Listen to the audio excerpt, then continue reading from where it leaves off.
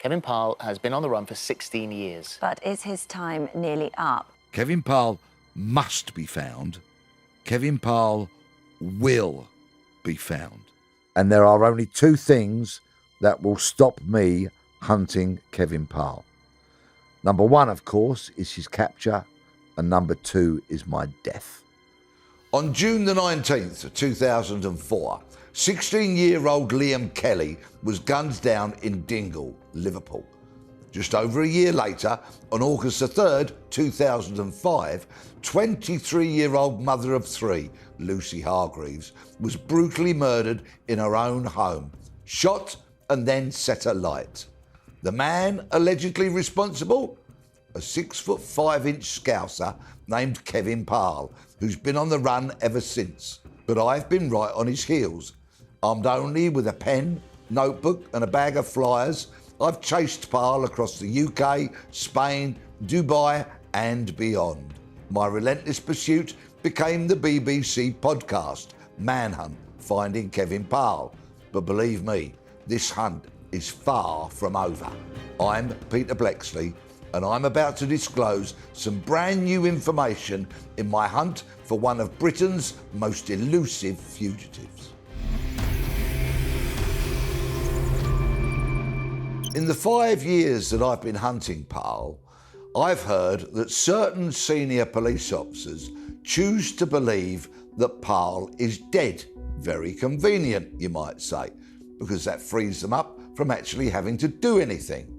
However, in recent weeks, a confidential source contacted me and said that law enforcement are actually carrying out some online digital inquiries to see if they can find any trace of Parle.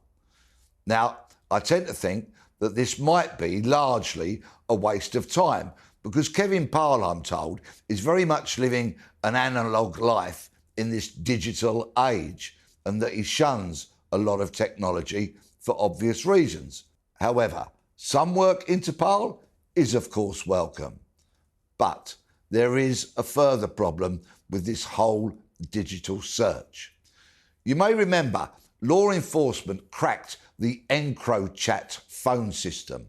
They were able to decode it, and as a consequence, hundreds of people have been sent to prison for thousands of years. I, again, was told by a source that because Parle did not feature in any of the EncroChat conversations that were decoded and then examined, that has given certain senior police officers more reason to believe that he's dead. Two murders, the shooting dead of a 16-year-old boy and the shooting dead of a 22-year-old mother of three. These are shocking, horrific crimes that rocked the city of Liverpool, and it is only right that somebody who is wanted for those crimes is found, arrested and put in front of a court to answer for his actions.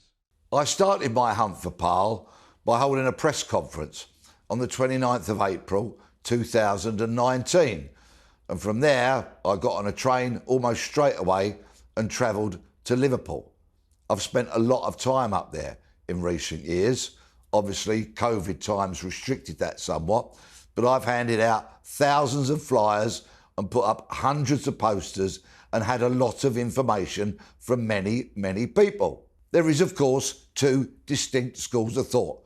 There's the he's dead brigade, and there's people that tell me information that would indicate he's very much alive. Parle's dead. Yeah. Which he is. Is he? Yeah. And was he the killer? Yeah.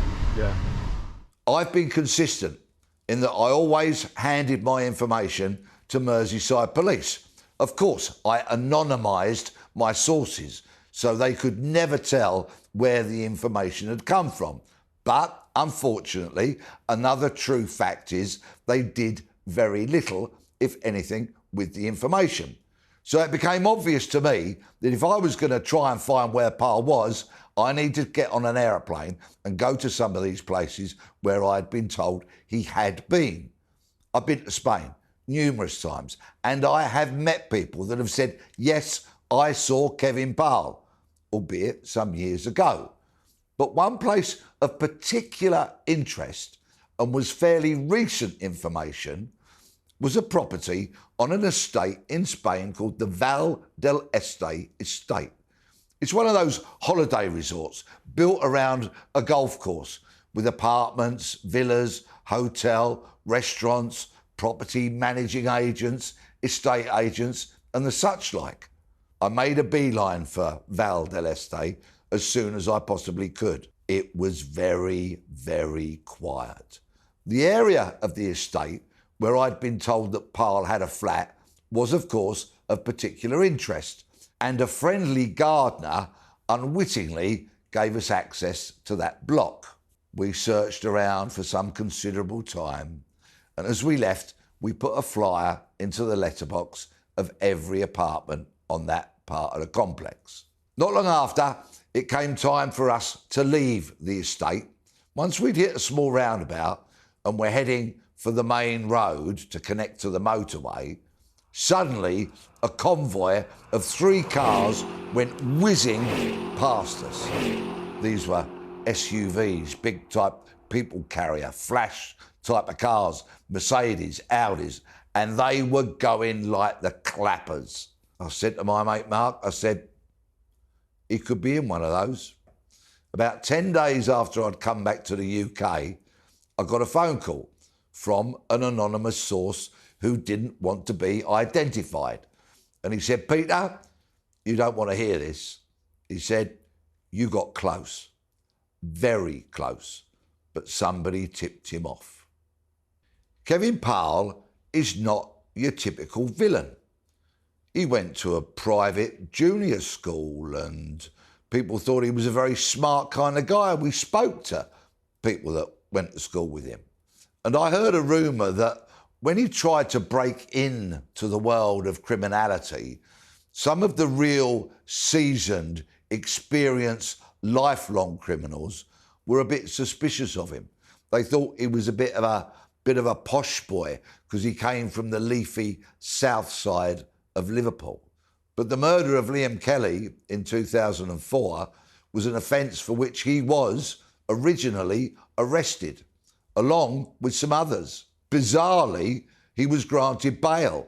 Then, of course, just over a year later, Lucy was murdered. Parle never answered to that bail and has been on the run ever since. In 2016, there was a reported sighting of him in Perth, Western Australia. And when I received information about a possible sighting of Parle some years ago, that was the only occasion on which Merseyside police got a bit interested and followed up with me. But if I was a gambling man, and I'm not, I would put my money on Parle being in Spain. So much of the information has indicated that that is where he is or has been. In fact, I received information just a few weeks ago saying that he was in the Murcia region of Spain, somewhere that I've travelled to before, and was in the company of a notorious Liverpool criminal who, for legal reasons, I can't name here. But I suspect that some of you watching this will know exactly who I'm talking about. I went to Spain in September of 2023 on my own. I went to Fugitive because I'd been given information that indicated that a couple of criminals, including one who was wanted, were living there and would probably have information about Parle. One of these criminals was called Christopher Gibney.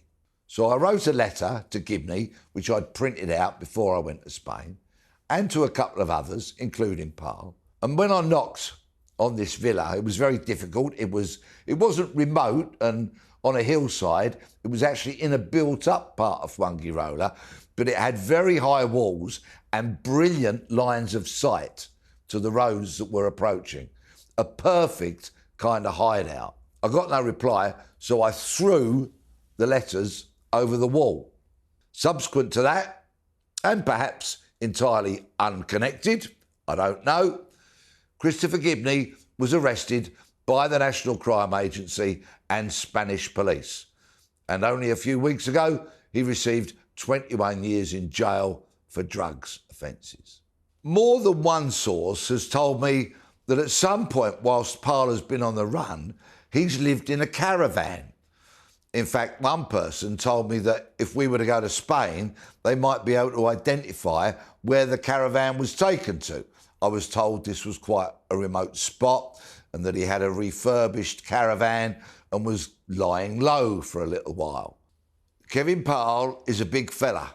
He's broadly built, 6'5", and his original hair colouring was ginger, although we knew he shaved his head some years ago.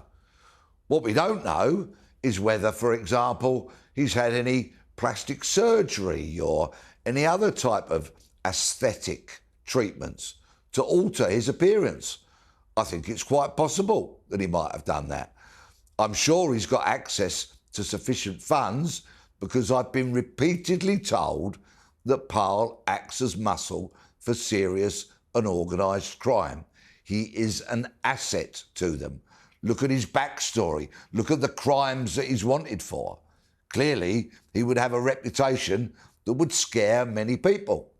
I'm told that not so long ago, he was collecting large sums of money for organised crime. And on one of my more recent trips to Spain, I tried to identify a cafe somewhere near San Pedro where I'm told he collected €50,000. This is the sort of criminality I'm told is how he regularly makes his money, proves his worth, is of some value to those who feed him, put a roof over his head and keep him well hidden. I've often been asked, why Kevin Parle? Well, look at the two crimes that he's wanted for.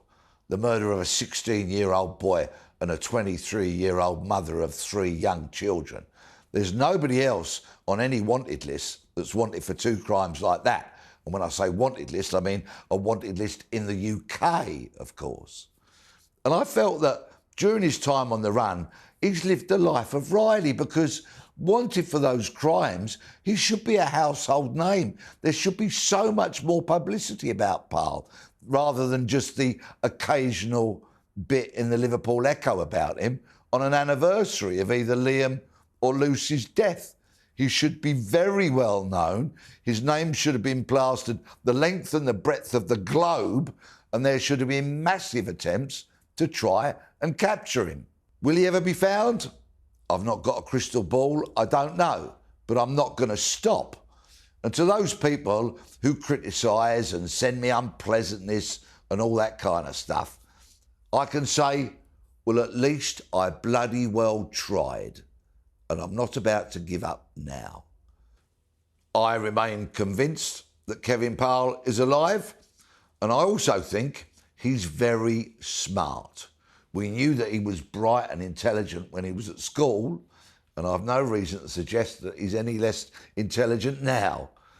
If you go on to the Crime Stoppers website, or indeed the National Crime Agency, you will see that there is still a £20,000 reward out for information that leads to the capture of Kevin Parle. Will he trip up at some point is a question that I've asked myself a lot, and I sincerely hope he does. There have been other fugitives who have gone on the run for decades before being eventually caught, and I sincerely hope that he will fall into that category. So, for the memories of Liam and Lucy, for their loved ones, for those people who believe in the rule of law, in right over wrong and good over evil, if you know anything about Parle, then please contact Merseyside Police, or perhaps preferably contact Crime Stoppers. Their number is 0800 555 111. You can contact me via peterbleksley.com, my website, and I'm on social media, and my messages are all open. And I absolutely guarantee that I will never breathe a word about your identity to another human being. Let's find Kevin Parle.